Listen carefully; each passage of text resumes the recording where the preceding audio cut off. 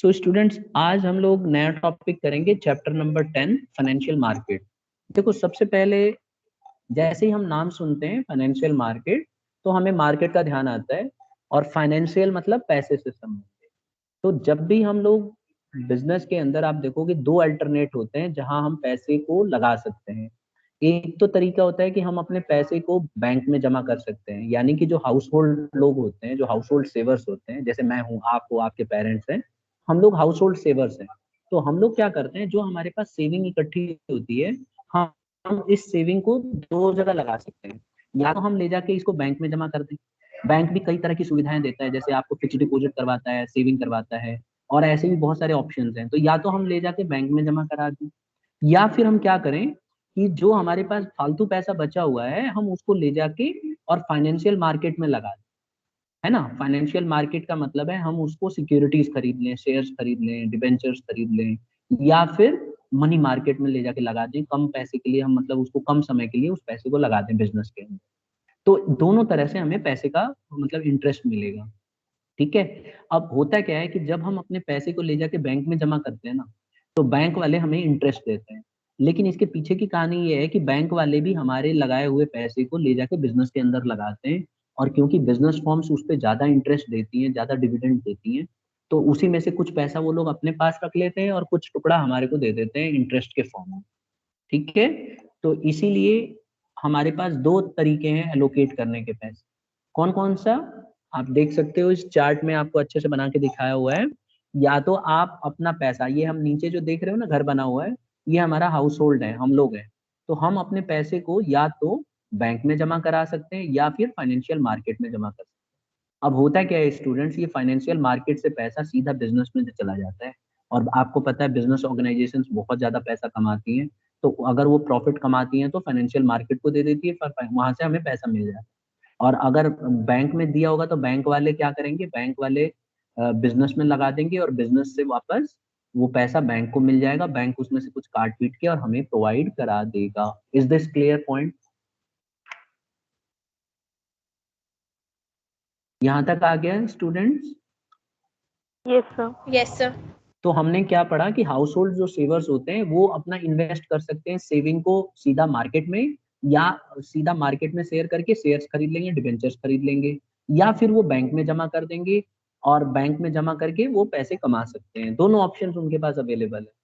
Financial market, फिर question उठता है कि सर फाइनेंशियल मार्केट क्या है, ये क्या होता है? तो financial market is for the creation and exchange of financial assets. Financial market एक ऐसी मार्केट है जहां पे आप खरीद सकते हो, शेयर्स को खरीद सकते हो, डिबेंचर्स को खरीद सकते हो, बॉन्ड्स को खरीद सकते हो, गवर्नमेंट की सिक्योरिटीज को खरीद सकते हो।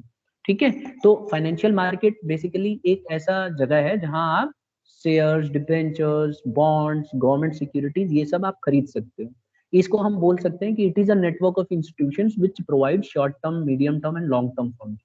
ये एक ऐसा नेटवर्क ऑफ इंस्टीट्यूशन होता है जहां पे हमें कम समय के लिए भी हम खरीद सकते हैं, पैसे लगा सकते हैं, मीडियम टर्म के लिए भी हम पैसा लगा सकते हैं, और लॉन्ग टर्म के लिए भी हम पैसा लगा सकते हैं। अब अगर मैं इसको एग्जांपल से समझाऊं, मान लो आपके पास सपोज करो 6 लाख रुपीज है। तो 6 लाख रुपीज को आप अपने बैंक में जमा करोगे तो बैंक वाले आपको मुश्किल से 4 से 5% इंटरेस्ट देंगे, मुश्किल से बता रहा हूँ। ठीक है? अभी जो रेट चल रहा है नियर अबाउट 4.2 4.3 हार्डली चल रहा है। तो इतना ही इंटरेस्ट मिलेगा, और ज्यादा से ज्यादा आप इसको लॉन्ग टर्म में लगाओगे ना, जैसे मान लो 3 साल 4 साल के लिए लगाओगे, तो 1% बढ़ा देंगे। बड़ी मुश्किल से आपको कितना दे देंगे? 5% तक, 0.5 बढ़ा देंगे, इससे ज्यादा नहीं बढ़ाते। 5.2 इतना दे देंगे तो बोलेंगे बहुत ज्यादा दे रहे हैं।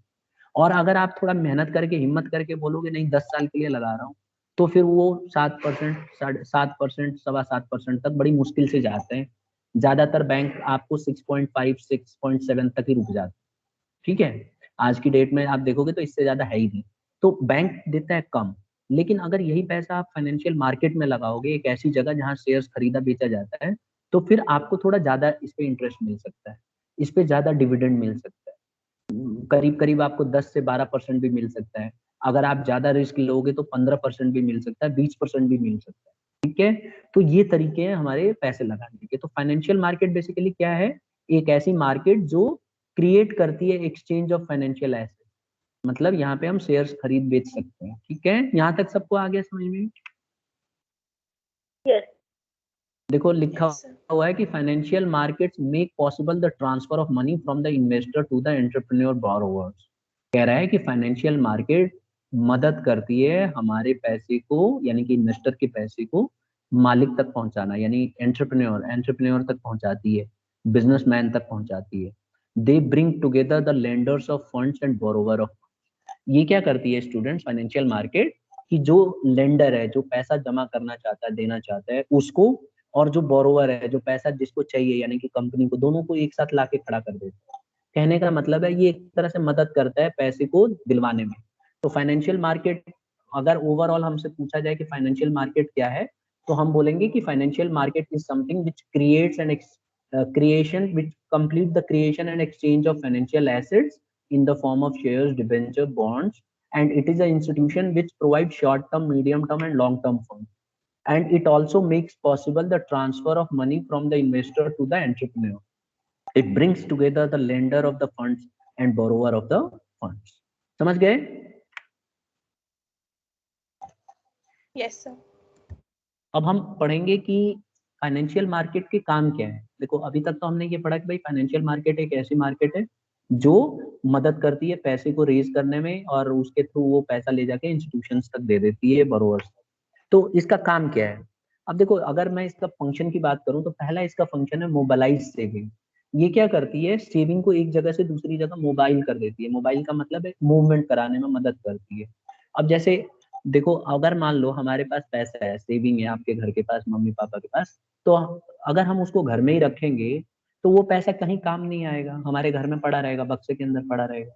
लेकिन अगर फाइनेंशियल मार्केट के होने से क्या होता है कि हम उस पैसे को ले जाके मार्केट में लगा लेते हैं, शेयर्स खरीद लेते हैं, डिबेंचर्स खरीद लेते हैं। इससे क्या होता है, ये पैसा हमारा बिजनेस में चला जाता है, और बिजनेस में चला जाता है तो बिजनेसमैन उसको यूज करता है पैसे को, और नए नए चीजों को प्रोड्यूस करता है, कोई नई इन्वेस्टमेंट पे वो पैसा लगाता है और उसको चैनलाइज करता है। तो उससे उसको बहुत सारा प्रॉफिट होता है, उस प्रॉफिट में से कुछ हमें भी देता है, कुछ अपने पास भी रखता है। ठीक है, तो इससे बहुत लोगों को इन्वॉल्व कर लेता है, यानी कि मोबिलाइज करता है, तो हमारे सेविंग को कई जगह घुमा देता है, कई जगह इस्तेमाल करता है। जैसे रॉ मटेरियल खरीदेगा तो वो हमारा पैसा वहां पे भी यूज हो गया। अपने एम्प्लॉय को पैसे देगा, क्योंकि कंपनी जब अपने प्रोडक्शन करेगी तो एम्प्लॉय को सैलरी भी देगी, तो हमारे पैसे में से कुछ सैलरी के फॉर्म में चला गया। तो एक तरह से देखा जाए तो फाइनेंशियल मार्केट क्या करता है स्टूडेंट्स, की फाइनेंशियल मार्केट मदद करता है हमारे सेविंग को एक जगह से दूसरी जगह घुमाने में, चैनलाइज करने में। और ये बहुत ही ज्यादा मोस्ट प्रोडक्टिव मेथड होता है प्रोडक्शन करने का। It offers the investors different investment avenues and helps to channelise surplus funds into productive use. ये क्या करता है, जो लोग पैसा अपना लगाना चाहते हैं, इन्वेस्ट करना चाहते हैं, कमाना चाहते हैं पैसे से पैसा, उन लोगों को एक तरह से ये मदद करता है पैसा लगाने में, और उनको अलग अलग चैनल प्रोवाइड करता है। वो शेयर्स भी खरीद सकते हैं, डिबेंचर्स भी खरीद सकते हैं, बॉन्ड्स भी खरीद सकते हैं, तो बहुत सारे उनको ऑप्शंस प्रोवाइड कराते हैं। ये पॉइंट सबको क्लियर हो गया? Yes, sir. Yes, sir. इसके बाद इसका एक दूसरा फंक्शन भी है, प्राइस डिस्कवरी। आप देखोगे फाइनेंशियल जो मार्केट होता है ये प्राइस डिसाइड करने में मदद करता है। आप कहेंगे कि सर कैसे? तो देखो बेटा, फाइनेंशियल मार्केट क्या है, बेसिकली शेयर मार्केट। तो वहां पे क्या होता है, बोरोवर्स और जो इन्वेस्टर्स होते हैं दोनों अपने पैसे लगाते हैं, तो वहाँ डिमांड सप्लाई वाली चीज आ जाती है। कोई भी चीज की डिमांड होगी तो, और सप्लाई के हिसाब से रेट तय होता है, आपने इकोनॉमिक्स में पढ़ा हुआ है। तो ये इसके रहने की वजह से क्या होता है, फाइनेंशियल मार्केट के एग्जिस्टेंस की वजह से प्राइस डिस्कवरी होती है। ठीक है, there is a interaction between investors and business firms. तो इसके वजह से क्या होता है, the determination of price is done. Price की डिटर्मिन हम कर सकते हैं, डिटर्मिन कर सकते हैं, पता कर सकते हैं कि कितना प्राइस है, which is being traded at a particular market. तो इससे क्या होता है कि हम एक पर्टिकुलर मार्केट में इसको ट्रेड कर सकते हैं। तो यहाँ इसकी मदद से प्राइस डिस्कवरी होती है। Am I clear to all? Yes, sir. ठीक है, तो दूसरा हमने पॉइंट ये पढ़ा कि फाइनेंशियल मार्केट होने की वजह से प्राइस तय होती है। आप देखोगे जैसे कई बार क्या होता है, जैसे कोई कंपनी अच्छा प्रॉफिट कमा रही है तो उसके शेयर्स की डिमांड अचानक बढ़ जाती है, लोग उसके शेयर्स खरीदना चाहते हैं। क्यों? उनको पता है कि जब कंपनी अच्छा कमाएगी तो डिविडेंड भी अच्छा देगी, तो लोग उसके जो शेयर जो 200,000 के थे पहले, मान लो किसी कंपनी के शेयर 1,000 रुपए का एक शेयर है, अगर वो कंपनी अच्छा कमा रही है तो लोग कहते हैं चलो यार 1,000 वाला शेयर मैं 1100 में खरीद लेता हूँ, क्योंकि आगे चल के तो मेरे को फायदा ही होगा। तो डिमांड बढ़ती चली जाती है, और जैसे जैसे डिमांड बढ़ती है शेयर्स की, तो उसके प्राइस भी बढ़ते चले जाते हैं। तो ये प्राइस डिस्कवरी कराता है, और इसकी वजह से प्राइस बढ़ती घटती है। फिर आता पर है, सर रिस्क भी तो बहुत है। बिल्कुल रिस्क तो है ही। देखो, आपके घर में पैसा रखा हुआ है, उसमें भी रिस्क है। अगर आप दिल्ली में रह रहे हो, वो तो आप समझ ही रहे हो कि अगर दिल्ली में हम तो हैं सर और घर में पैसा रखा तो हुआ है सर तो, उसमें और एफडी करा लो, क्यों फालतू में यहाँ लगा दे पैसे। ये भी बात सही है। तो एफडी करा लोगे तो इसकी क्या गारंटी है कि बैंक इंसॉल्वेंट ना हो? बताओ, बोलो चेतन। ये भी सर है। गवर्नमेंट बैंक में कराना, फिर गवर्नमेंट रिस्पॉन्सिबल हो जाएगी। मैं नेशनलाइज बैंक की बात कर रहा हूँ बेटा, सॉरी, मैं नेशनलाइज बैंक की बात कर रहा हूँ। अगर आप नेशनलाइज बैंक में भी जमा कराती हो, और वो बैंक अगर कल को मान लो इंसॉल्वेंट घोषित हो जाता है, तो ऐसे में पहले तो बहुत कम अमाउंट था, लेकिन आजकल उस अमाउंट को थोड़ा बढ़ाया गया है। तो जहां तक मेरी इन्फॉर्मेशन है, शायद 6 लाख तक की गारंटी लेता है बैंक। उसके अलावा अगर आपने पैसे जमा करा रखा और पैसे बैंक इंसॉल्वेंट हो गया, तो वो उसके अलावा आपको मिलेगा नहीं पैसे। अगर बैंक नहीं दे पाया तो डूब जाएंगे सारे पैसे। ठीक है, समझे? पहले तो मेरे ख्याल से 3 लाख था, अभी दो मुश्किल से 2 साल हो रहे हैं। ऐसे ही क्या हुआ, किसी आदमी ने उसको अपनी बेटी की शादी करानी थी, तो उसने क्या हुआ, जनरली लोग पैसे इकट्ठा करके रखते हैं, तो उसने ले जाके एक नया बैंक खुला था, मतलब पुराना बैंक था बट उसका खाता नया अकाउंट, उसने बेचारे ने ले जाके उसमें 11-12 लाख जो भी है पैसे ले जाके जमा करा दिए, और 2 दिन के बाद इंस्टॉलमेंट हो गया बैंक।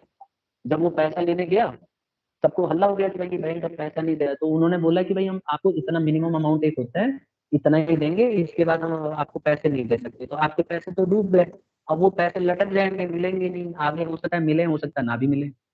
ठीक है, तो यहाँ पे एक सबसे बड़ी प्रॉब्लम यही है, रिस्क सब में है, लेकिन ये है कि बैंक में रिस्क कम है। गवर्नमेंट प्रॉमिस करती है कि हम धीरे कोशिश करेंगे कि आपका पूरा पैसा रिकवर हो जाए, बट इसकी 100% गारंटी नहीं है। Am I clear? Yes sir. हाँ, ये बात है कि मैं चेतन से अग्री करूंगा कि शेयर मार्केट में ज्यादा रिस्क है। शेयर मार्केट में पैसा डूब गया तो फिर तो नामुमकिन है रिकवर करना। लेकिन अगर आपने डिबेंचर्स खरीद रखा है तो आप रिकवर कर सकते हो। ये बात मैंने 11th में बताई थी कि आपको उसमें क्या होता है, मॉर्गेज कराया होता है, तो आप उसके एसेट्स को बेच बिकवा सकते हो कंपनी के, और उससे रिकवर कर सकते हो। तो कुछ ऑप्शंस होते हैं। लेकिन अगर आप पोस्ट ऑफिस में अकाउंट ओपन कराते हो, पोस्ट ऑफिस में, तो वहां पे आपको पूरा 100% मिलेगा, क्योंकि post office government of India के द्वारा चलता है।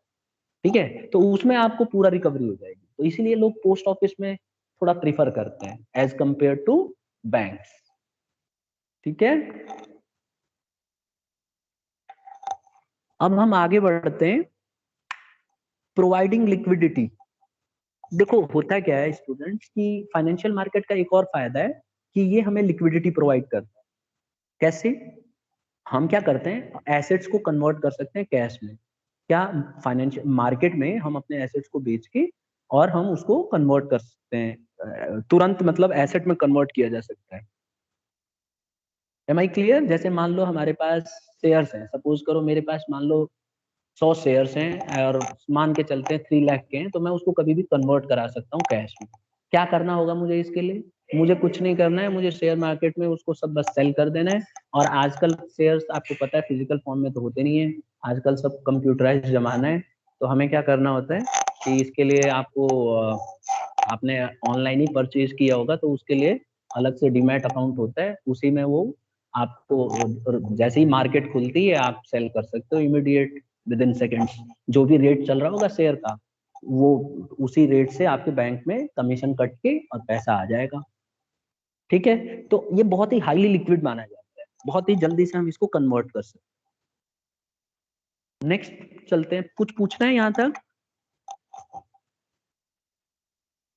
No sir. चलिए, तो हमने 3 फंक्शन पढ़ लिए बेटा। क्या क्या पढ़ा? हमने पहले पढ़ा कि हमारे सेविंग को मोबिलाइज करने में मदद करता है, हम अपने पैसे को एक जगह से दूसरी जगह ट्रांसफर कर सकते हैं, घुमा सकते हैं, कहीं अपने पैसे को किसी कंपनी में लगा सकते हैं, एक तरह से ये हमें मदद कराता है। दूसरा हमने पढ़ा कि प्राइस डिसाइड करने में मदद करता है, क्योंकि इसके वजह से ही डिमांड सप्लाई बढ़ती है और लोगों के शेयर्स के खरीदने की डिमांड बढ़ जाती है और लोग पैसा अपना वो। फिर एट प्रोवाइडिंग लिक्विडिटी, हम बहुत जल्दी से अगर हमारे पास कोई सिक्योरिटी है तो हम उसको मार्केट में बेच के शेयर मार्केट में तुरंत कैश में कन्वर्ट कर सकते हैं। और चौथा पॉइंट आता है reducing the cost of transaction. क्या आपको लगता है कि इसके वजह से हमारा कॉस्ट ऑफ ट्रांजैक्शन घटता है, कम पैसा खर्च होता है हमारा पैसा जब शेयर मार्केट के होने की वजह से? क्या आपको लगता है कि हमारा ट्रांजैक्शन में पैसा ज्यादा नहीं लग रहा है? याद करो पहले के जमाने में क्या होता था, जब बैंक्स वैंक्स नहीं थे तो लोग जाके अपने पैसे किसी को उस पे देते थे, मतलब लोन वोन किसी को मनी लेना होता था लेंडर। ना, हाँ मनी लेंडर वाला सिस्टम। तो वो बंदा आता था, जाके ले जाता था, फिर आने जाने का खर्चा, रिस्क भी बहुत रहता था, तो कॉस्ट ऑफ ट्रांजैक्शन पहले ज्यादा होता था। आजकल फाइनेंशियल मार्केट के आने की वजह से क्या होता है कि कॉस्ट ऑफ ट्रांजैक्शन बहुत ना के बराबर हो गए। आप जैसे मान लो आपको शेयर मार्केट में पैसे लगाने हैं और आपकी एज 18 से ज्यादा है, तो आपको आपको कुछ नहीं करना है, बस एक बैंक अकाउंट ओपन कराओगी और बैंक अकाउंट ओपन कराने के बाद आप उसमें डीमैट अकाउंट का एक ऑप्शन आता है, डीमैट अकाउंट ओपन कर लोगे और मुश्किल से 10 मिनट लगता है और 24 आवर्स में एक्टिवेट कर दे, तो आपके बैंक से वो लिंक हो जाएगा और आपको क्या करना है, बस जैसे ही बैंक से लिंक हो जाएगा आप शेयर मार्केट में ट्रेड कर सकते हो, जो भी सर पैसा आप डीमैट लगाओ। अकाउंट का फायदा क्या होता है? फायदा यही है कि डीमैट अकाउंट आपको इसलिए ओपन कराना होता है कि आपका एक अलग से अकाउंट बन जाता है जिसमें पूरा रिकॉर्ड रहता है कि आपने कितना पैसा लगाया, कितने शेयर खरीदे, आपके पास उसमें पूरा ट्रांजैक्शंस दिखाई देते रहते हैं। बस ये उसका फायदा है। तो उसमें जितने भी आप ऑनलाइन ट्रांजैक्शन करोगे शेयर मार्केट में, शेयर्स खरीदोगे, डिबेंचर्स खरीदोगे, बॉन्ड्स खरीदोगे, म्यूचुअल बॉन्ड्स जो भी होते हैं, तो उसमें आपको सारे ट्रांजैक्शन उसी के थ्रू होगा। सर वो तो सेविंग में भी होता है, बस पैसा तो आता है, सेविंग में तो इंटरेस्ट भी मिलता रहता है। बिल्कुल मिलता है, लेकिन रेट ऑफ इंटरेस्ट बहुत कम होता है ना, मैंने वो शुरू में ही तो बताया आपको कि अगर आप वही पैसा बैंक में जमा करोगे तो आपको मुश्किल से 4% मिलेगा, 4.5%। जैसे मान लो आप 5 लाख ले जाके बैंक में जमा कर देते हो सेविंग अकाउंट, तो आपको कितना परसेंट इंटरेस्ट मिलेगा? 4.5%। और अगर वही पैसा आप अगर किसी कंपनी में लगा देते हो, शेयर मार्केट में लगा देते हो, शेयर्स खरीद लेते हो, ठीक है, डिबेंचर्स खरीद लेते हो, या अगर मान लो आप इक्विटी शेयर खरीद लेते हो, तो ये भी तो हो सकता है कि कंपनी आपको 10% से कम तो अनाउंस करेगी नहीं, तो जनरली उसमें 10% भी कर सकती है, 20% भी कर सकती है। तो जो पैसा आप 10 साल में कमाने वाले थे वो आप 1 साल में कमा लोगे, ये फर्क है, समझे? Yes sir. अच्छा दूसरी बात, फाइनेंशियल मार्केट, देखो ये मत भूलो कि फाइनेंशियल मार्केट एक ऐसी जगह है जहां आप सामान मतलब शेयर्स खरीद बेच सकते हो, तो बैंक के थ्रू भी आप कर सकते हो, लेकिन फाइनेंशियल मार्केट में आपको सस्ता पड़ेगा, ट्रांजैक्शन भी सस्ती है। जैसे अगर आप डीमैट अकाउंट ओपन कराओगे तो 1 रुपया लगते हैं बस, वो भी क्या लगेंगे, वो ट्रांजैक्शन कॉस्ट होती है सिंपल सा, ज्यादा उसमें चार्जेस नहीं लगते। आजकल तो सब कुछ फ्री भी हो गया है, जितने भी बहुत सारे एप्स आ गए हैं, आप वो एप्स के थ्रू ही आप डील करते हो, तो उसमें सस्ता पड़ता है आपको शेयर खरीदते बेचने में। जब आप बेचोगे तो आपके प्रॉफिट के ऊपर आपका कमीशन कटेगा, अगर प्रॉफिट नहीं होगा तो आपका कुछ भी कमीशन नहीं कटेगा, तो इसमें फायदा है, ट्रांजैक्शन सस्ता पड़ रहा है। नहीं तो बैंक में ओपन कराने जाते हैं हम, तो बैंक में वाले इतने सारे तामझाम, फोटो लाओ, फोटो कॉपी लाओ, ये लाओ, तो उसमें ट्रांजैक्शन कॉस्ट बहुत ज्यादा है। और वैसे भी जो फाइनेंशियल मार्केट है इसमें ट्रांजैक्शन कॉस्ट है ही नहीं कुछ, आपको सब कुछ ऑनलाइन ट्रांजैक्शन करना है, तो इसमें चार्जेस आपके ज्यादा कटते नहीं है। अगर आप यही चीज कहीं दूसरे को ले जाके पैसे जमा कराओगे किसी आदमी को, तो उसको वहां तक जाने के आपके आने के खर्चा हो जाएगा। उसके मुकाबले देखा जाए तो financial market is very cost effective. यहाँ तक आ गया? हाँ या ना बताओ, फिर आगे बढ़ूंगा। सर हाँ, जैसे आपने बताया कि पहले जो मनी लेंडर वाला सिस्टम होता था उसमें कॉस्ट ज्यादा आती थी, ट्रांजैक्शन कॉस्ट। लेकिन आजकल जैसे, यस सर, हाँ, लेकिन आजकल जैसे ऑनलाइन प्लेटफॉर्म्स आ गए हैं और उस पे हम किसी को लेंड करें तो कॉस्ट अभी भी 0 हो जाएगी। समझाओ कैसे?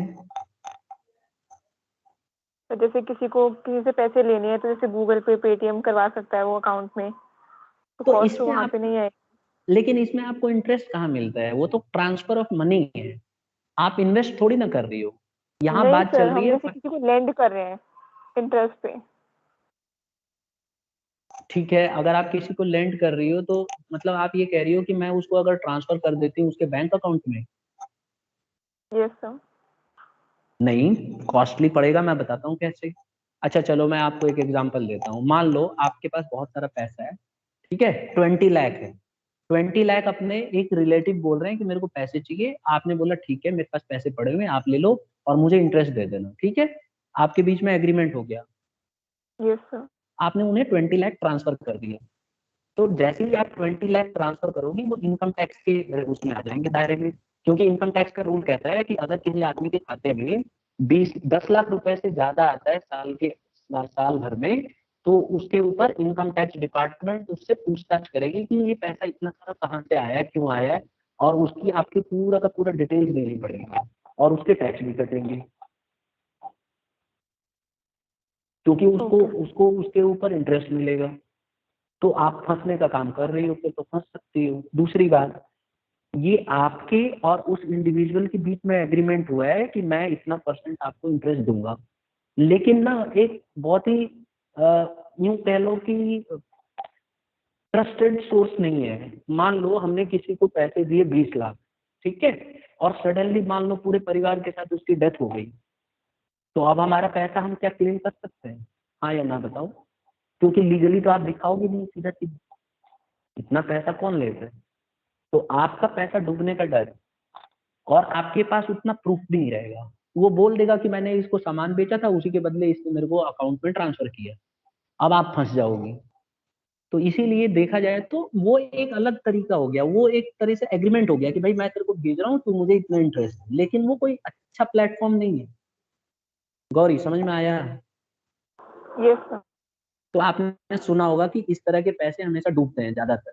वो हम लोग उसको हम फाइनेंशियल मार्केट तो कह नहीं सकते, वो तो मतलब एक ऐसा हो गया कि there is an agreement between two parties and one is accepting that he is saying that okay I will be paying you say 15%, but it's not guaranteed that he will always pay to you.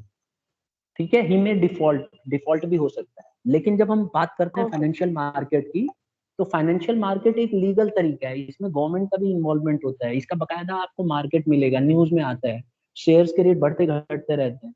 तो ये सारा हमें facilitate करेगा। इसके लिए जब आप demat account open कराओगी तो आपको बैंक जो है आपके बैंक के साथ ट्रांजैक्शन होगी डायरेक्ट। जैसे मान लो मेरा डीमैट अकाउंट है, ठीक है, अब मान लो मैं आप लोगों से बात कर रहा हूँ, अभी मेरा मन किया कि शेयर के रेट एकदम बेचने हैं, तो मेरे पास कुछ शेयर्स हैं, अगर उसके रेट मान लो अभी बढ़ गया अचानक और मुझे पता चला कि भाई शेयर के रेट बढ़ गए हैं, तो मैं उसको इमीडिएटली बेच सकता हूँ। तो जैसे ही बेचूंगा तो मेरे बैंक अकाउंट में पैसा आएगा और वो एक वैलिड ट्रांजैक्शन मानी जाएगी, क्योंकि उसका पूरा का पूरा रिकॉर्ड मेंटेन करके रखती है सेबी, यानी जो स्टॉक एक्सचेंज है उसके गाइडलाइंस है, उसके हिसाब से सब कुछ रिकॉर्ड मेंटेन होता है। लेकिन जो आपने बताया वो उसका कोई रिकॉर्ड मेंटेन नहीं होता, कोई रेस्पॉन्सिबल नहीं होता। ठीक है, ओके सर। ठीक है, तो आज हमने ये पढ़ा स्टूडेंट्स की फाइनेंशियल मार्केट के अंदर 4 फंक्शन होते हैं, मेन फंक्शन, और भी फंक्शन है बट हमें मेन फंक्शन करना है जो एनसीईआरटी में दिए। सबसे पहला है मोबिलाइज सेविंग, ये हमारे सेविंग को एक जगह से दूसरी जगह मूव करने में मदद करता है। लाइक आई एम से होल्डर ऑफ मनी, मैं घर पे बैठा हुआ हूँ तो जो भी पैसा है मैं कहीं भी लगा सकता हूँ। दूसरा है it helps in price discovery, इसकी वजह से क्योंकि डिमांड सप्लाई होती है, शेयर मार्केट ओपनली खुला होता है, तो वहां पे हम लोग रेट इसके बढ़ते घटते रहते हैं और प्राइस डिस्कवरी होती है। तीसरा, प्रोवाइडिंग लिक्विडिटी, इससे क्या होता है बहुत ही जल्दी से हम कैश में कन्वर्ट कर सकते हैं, तो हमारा हाईली लिक्विड माना जाता है, इसको हम बहुत ही जल्दी से कन्वर्ट करा सकते हैं। अगर किसी के पास 5 करोड़ का शेयर है और वो आज बेचना चाहे तो आज भी बेच सकता है, और लोग बेचते हैं। आप देखते हो बिलियंस ऑफ डॉलर्स रोज, बिलियंस ऑफ मनी ट्रांसफर होती है इधर से उधर शेयर मार्केट के थ्रू ही। और फिर आता है रिड्यूसिंग कॉस्ट ऑफ ट्रांजेक्शन, ये क्या होता है, इससे सस्ता पड़ता है, इसमें ज्यादा लागत नहीं आती, आप घर बैठे बैठे आजकल ऑनलाइन प्लेटफॉर्म पे डील कर सकते हो। ठीक है, अब हम देखो फाइनेंशियल मार्केट को अगर मैं क्लासिफाई करूं तो इसको 2 हिस्सों में क्लासिफाई कर सकता हूं, इसमें एक मनी मार्केट आती है और एक कैपिटल मार्केट आती है। ठीक है स्टूडेंट्स, एक मनी मार्केट आती है और एक आती है हमारी कैपिटल मार्केट। अगर मैं बात करूं मनी मार्केट की, सबसे पहले तो मनी मार्केट क्या है? देखो, money market is the market for a short term fund. Money market एक ऐसा मार्केट है जो बहुत ही कम समय, 1 साल के लिए होता है, ठीक है। ये जो है 1 साल तक के लिए ही डील करता है। Money market is not usually located at a particular place. ये कोई एक इसकी कोई जगह फिक्स नहीं है। जैसे आप देखोगे कैपिटल मार्केट की जगह होती है, जैसे दिल्ली में कैपिटल मार्केट है हमारा स्टॉक एक्सचेंज, इसी तरह से मुंबई में है, इसी तरह से कोलकाता में है। तो इस कैपिटल मार्केट की जगह फिक्स है, लेकिन मनी मार्केट की कोई जगह फिक्स नहीं, ठीक है। It is a term used to describe an organisation and institution that deal in short term instrument. जो मनी मार्केट है स्टूडेंट्स, ये एक ऐसी मार्केट होती है जो कोई भी ऑर्गेनाइजेशन, कोई भी इंस्टीट्यूट हो सकता है जो कम समय के लिए इंस्ट्रूमेंट्स को रखता है, और बेसिकली ये 1 साल या 1 साल से कम के लिए ही होते हैं, ठीक है। और करता क्या है money market? It makes possible the raising of short term fund for meeting the working capital. Money market का मेन काम ये है कि कम समय के लिए शॉर्ट टर्म फंड्स को इकट्ठा करने में मदद करता है, और जैसे कम समय के लिए डे टू डे एक्टिविटी में यूज करने वाला पैसा होता है, उसको रेज करने में मदद करता है। तो अगर जैसे मान लो किसी कंपनी को 1 साल के अंदर अंदर तक पैसा चाहिए, बाद में उसको 1 साल में लौटाना है, जैसे 8 महीने के लिए चाहिए या 10 महीने के लिए चाहिए, तो मनी मार्केट का इस्तेमाल कर सकती है, कंपनी भी कर सकती है। कई बार तो गवर्नमेंट भी इसका इस्तेमाल करती है। आज हम पढ़ेंगे मनी मार्केट के अंदर कि कैसे गवर्नमेंट को भी अगर कम समय के लिए पैसा चाहिए होता है तो मनी मार्केट से भी पैसा रेज कर सकती है। चाहे कंपनी कर सकती है, सरकार भी कर सकती है, ठीक है। यहाँ तक आ गया सबको समझ में? Yes. तो देखो, सबसे पहले हम मनी मार्केट के कुछ इंस्ट्रूमेंट्स की बात करते हैं कि अगर किसी को मनी मार्केट में पैसा चाहिए तो कौन से हमारे इंस्ट्रूमेंट्स हैं जहां हम पैसा रेज कर सकते हैं। तो देखो स्टूडेंट्स, हमारे पास 4 इंस्ट्रूमेंट है जहां से हम मनी मार्केट से पैसा रेज कर सकते हैं। एक है ट्रेजरी बिल, एक है कमर्शियल पेपर, एक है call money, certificate of deposit, और बेसिकली कमर्शियल बिल। 5 एंड है, ठीक है। तो हमारे पास 5 तरीके हैं जिससे हम 1 साल के अंदर अंदर तक का पैसा रेज कर सकते हैं। कौन कौन सा है? सबसे पहले हम बात करेंगे ट्रेजरी बिल की। इसको ना कई लोग जीरो कूपन बॉन्ड्स भी बोलते हैं। ट्रेजरी बिल है क्या?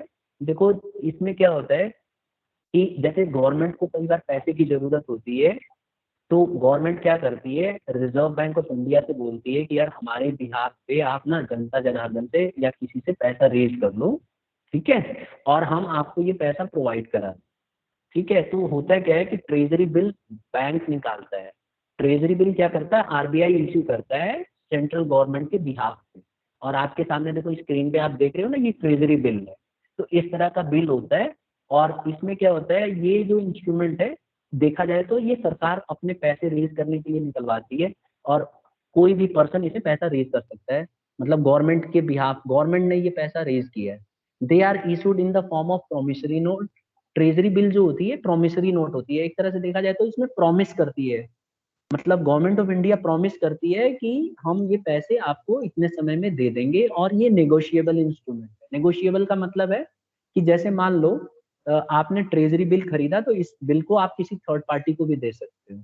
जैसे मान लो मैंने ट्रेजरी बिल 50,000 का खरीदा, और मुझे किसी को 50,000 पे करने कल ही, तो मैं आज ट्रेजरी बिल को खरीद के और कल उसको 50,000 वाली ट्रेजरी बिल दे सकता हूँ, ये ले जा भाई, ये तू अपना इस्तेमाल कर। तो इसका ये फायदा, नेगोशिएबल का मतलब है जैसे रुपए ट्रांसफर होते हैं वैसे ही नेगोशिएबल हो। अब इसकी खास बात क्या होती है, बहुत ही इंटरेस्टिंग होती है ट्रेजरी बिल। इसमें खास बात क्या होती है कि जब आप ट्रेजरी बिल खरीदते हो ना, उसी समय आपको इंटरेस्ट मिल जाता है। मतलब कैसे? जैसे मान लो गवर्नमेंट ऑफ इंडिया ने आपसे आरबीआई के थ्रू ट्रेजरी बिल रेज कराया, तो आपको क्या करेंगे, 90,000 की ट्रेजरी बिल देंगे, और उसमें आपको बोलेंगे कि हम आपको 4 महीने के बाद 1 लाख रुपए वापस दे देंगे। तो जब आप ट्रेजरी बिल खरीदोगे तो आपको सिर्फ 90,000 रुपए देने पड़ेंगे, लेकिन 10 महीने का मान लो उन्होंने गारंटी दी है, तो 10 महीने के बाद कितना मिल जाएगा आपको? 10,000। बोलो। 10,000 नहीं, 90,000 की ट्रेजरी बिल खरीदी हो और 10,000 लोगी? हाँ, तो 1 लाख। 1 लाख। 10,000 एक्स्ट्रा। हाँ, 10,000 एक्स्ट्रा मिल जाएगा। तो आपको नहीं लगता क्यों? कि आपने, क्यों का मतलब क्या है, ऐसी ट्रेजरी बिल इशू होती है। जिस समय आप ट्रेजरी बिल खरीदोगे ना, उसी समय उस पर लिख दिया जाता है कि आपने 1 लाख के ट्रेजरी बिल खरीद लिए, जबकि आपसे बोला जाता है कि आप पूरे 1 लाख मत दो, कम दो। जैसे आपसे बोल देंगे आप पे कर दो 90,000 और हम आपको इश्यू कर देंगे ट्रेजरी बिल 1 लाख की। तो जब आप बैंक को 90,000 पे करोगे तो बैंक आपको ट्रेजरी बिल 1 लाख वाला पकड़ा दे। अब जब आपके 10 महीने या 11 महीने जो भी उसमें लिखा होगा टाइम पीरियड, उस टाइम पीरियड के बाद जाओ, जाके बैंक में दो ट्रेजरी बिल और आपको कैश मिल जाएगा। समझ गए? मतलब सर। इंटरेस्ट दे रहे हैं उसका। यानी कि ये एक ऐसा बिल है जिसमें आपको एडवांस में इंटरेस्ट मिल जाता है। देखो मैंने लिखा हुआ है यहाँ पे ब्लू कलर में कि they are issued at a price which is lower than their face value. ये आपको फेस वैल्यू से कम प्राइस पे रेज मतलब देते हैं, और जो इसका डिफरेंस है वही आपका डिस्काउंट है, मतलब एक तरह से इंटरेस्ट। ठीक है, लेकिन इसमें एक दिक्कत है। दिक्कत क्या है कि 25,000 से कम का नहीं ले सकते, ये 25,000 की डिनोमिनेशन में होती है। जैसे ट्रेजरी बिल आप जब परचेज करोगे तो या तो 25,000 की होगी, 50,000, मतलब 25,000 से इंटू करते जाओ। अब जैसे मैं जाके बोलूंगा मेरे को 10,000 की ट्रेजरी बिल दे दो, बैंक मना कर देगा, बोलेगा भाई नहीं दे सकते, जाओ। 25,000 से कम की ट्रेजरी बिल नहीं हो सकती, 25,000 की हो सकती है, 50,000 की हो सकती है, मतलब आप 25,000 को इंटू करते चले जाओ। तो इस तरह की ट्रेजरी बिल होती है। बात समझ में आ गई सबको? यस। ठीक है, पूछना है किसी को? तो इसमें गारंटी होती है ना? हाँ, इसमें गारंटी होती है, ये डूबता नहीं है, क्योंकि इसमें तो जो सेंट्रल गवर्नमेंट है वो रेस्पॉन्सिबल होती है। इसमें सीधा सीधा सेंट्रल गवर्नमेंट रेस्पॉन्सिबल है, ये पैसे आपके डूबेंगे नहीं, चांसेस कम है। ये तभी डूबेंगे जब सरकार डूब जाए, समझे? रिस्क तो है। ओके। दूसरा, कमर्शियल पेपर। एक काम करते हैं, आज इतना ही करते हैं ट्रेजरी बिल तक। अगली क्लास में हम दूसरे तरह की बिल्स के बारे में पढ़ेंगे, ठीक है? नहीं तो अब हमारा टाइम थोड़ा कम हो जाएगा, अब टाइम हो गया है, तो आज इतना ही करते हैं, ठीक है? अगली क्लास में स्टूडेंट्स में दोबारा से treasury bill, commercial paper, call money, certificate of deposits और कमर्शियल बिल के बारे में हम पढ़ेंगे डिटेल में। थोड़ा सा आप भी इसके ऊपर यहाँ तक नोट्स बना के रखो, ठीक है? और इसके आगे मैं इसमें कंटिन्यू, ये हमेशा एग्जाम में इसमें से कोई ना कोई इंस्ट्रूमेंट के बारे में डायरेक्टली क्वेश्चन बनेगा ही बनेगा, ठीक है? तो इसको अच्छे से अगर आप समझ लोगे तो बड़े आराम से एक्सप्लेन कर दोगे, ठीक है? आज इतना ही कर रहे हैं।